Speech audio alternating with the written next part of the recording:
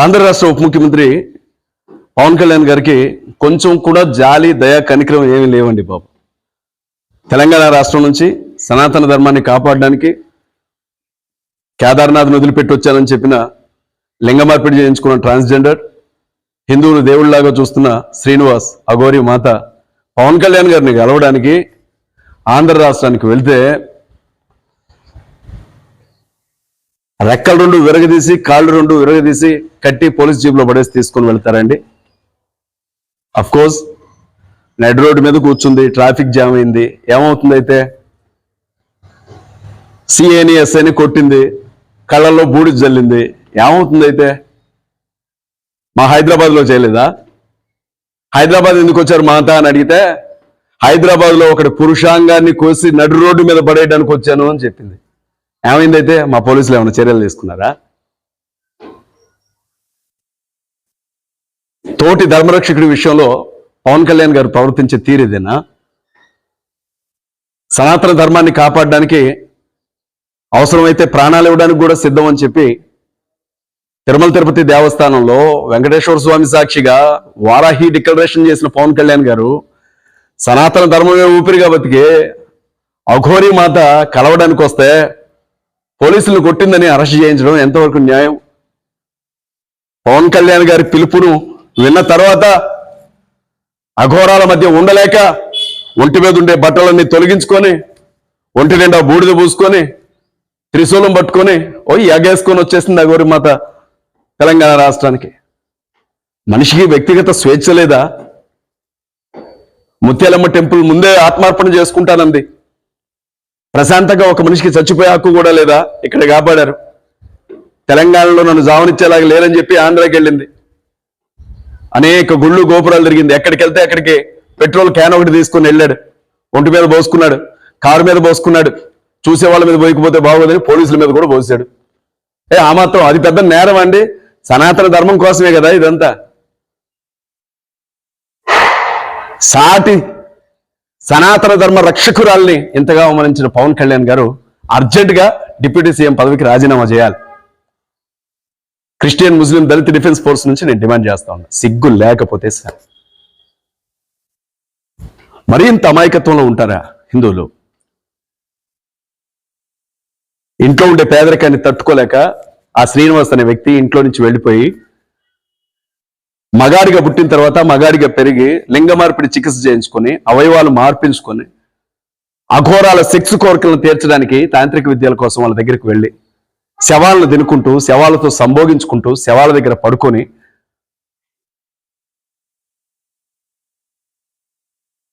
ఒంటి నిండా బూడిద పోసుకొని తిరిగే వాడిని సనాతన ధర్మ రక్షకుడు అని ఈ హిందువులు ఎలా పిలుస్తున్నారో నాకు అర్థం కాదు. మరీ అంత దారుణమా? కొంతమంది అయితే నేను చూశాను, తప్పుగా అనుకోవద్దు హిందూ మిత్రులు, అంగానికి గంట కడితే అతను నిలబడి చేతిలో ఒక కమండలం లాంటిది పట్టుకుని అలా ఊపుతుంటే అతని అంగానికి గంట కట్టి ఉంచారు. వచ్చిన వాళ్ళు ఆ గంటను కొడుతున్నారు, ఆడవాళ్ళు గంటకి కొట్టి దండం పెట్టుకొని వెళ్తున్నారు. ఎంతగా దిగజారుతున్నారు అసలు. ఏది నమ్మకం, ఏది మూఢనమ్మకం, ఏది ఆచారం, ఏది దురాచారం కూడా తెలుసుకునే స్థితిలోనికి వెళ్ళిపోయారా?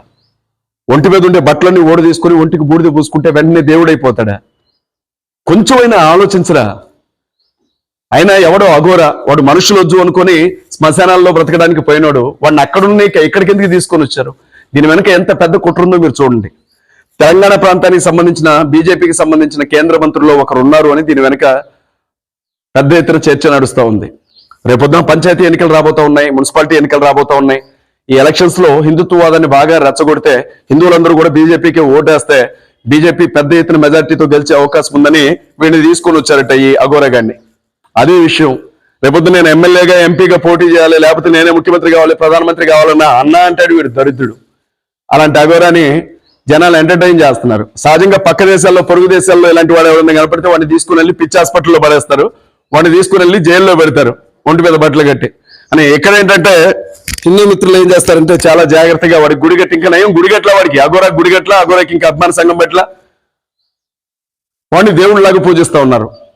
ప్రపంచం మొత్తం కూడా టెక్నాలజీతో ముందుకు పోతా ఉంటే భారతదేశంలో ఉండే హిందూ సహోదరులు మాత్రం ఎవడు నగ్నంగా కనపడతాడా, ఎవడు ఒంటి మీద బూడిగా పూసుకొని తిరుగుతూ ఉంటాడా, ఎవడంగానికి గంట కట్టుకొని ఉంటాడా, ఎవడు తలలోంచి లింగాలు తీస్తాడా, నోట్లోంచి లింగాలు తీస్తాడా, ఏం ఆలోచించరా అసలు. ఇదేనా సనాతనం అంటే?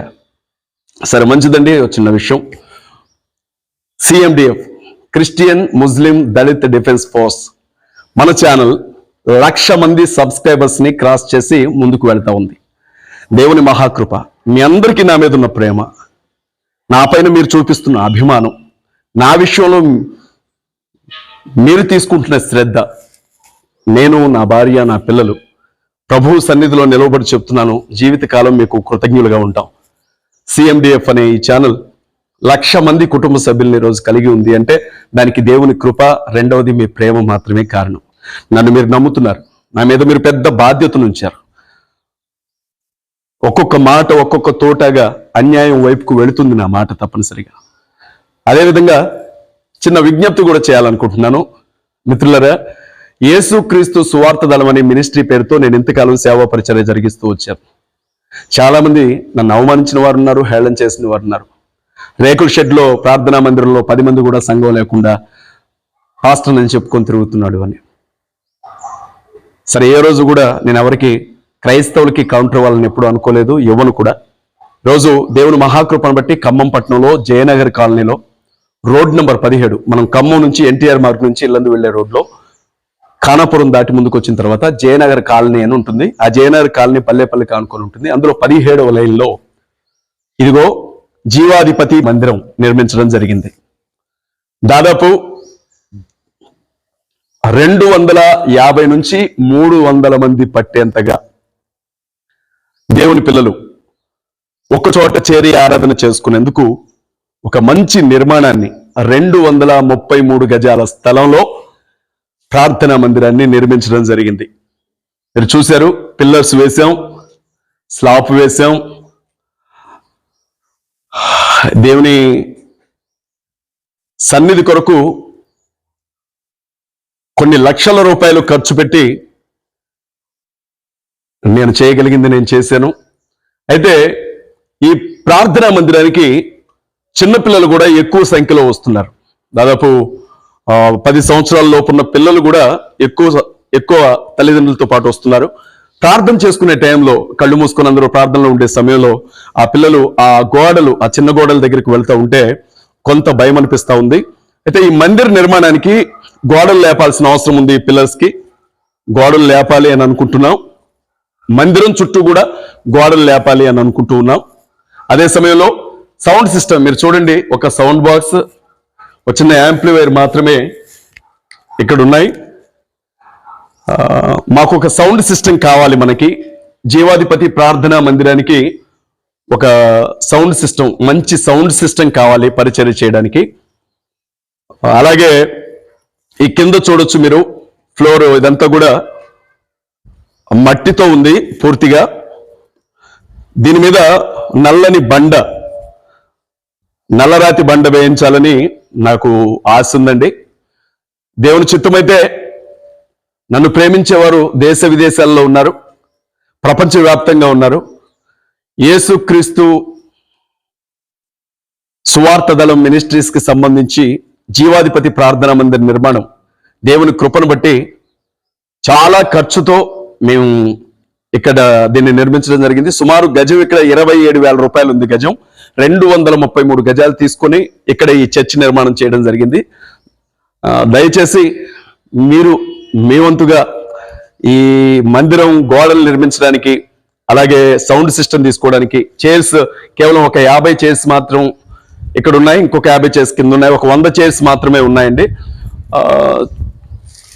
దీనికి ఇంకా 200 చైర్స్ అవసరం ఉంటాయి. ప్రార్థనా మందిరాన్ని అత్యంత సుందరంగా దేవుని ఇంటిని ఘనంగా నిర్మించుకోవాలన్నది నా ఆలోచన.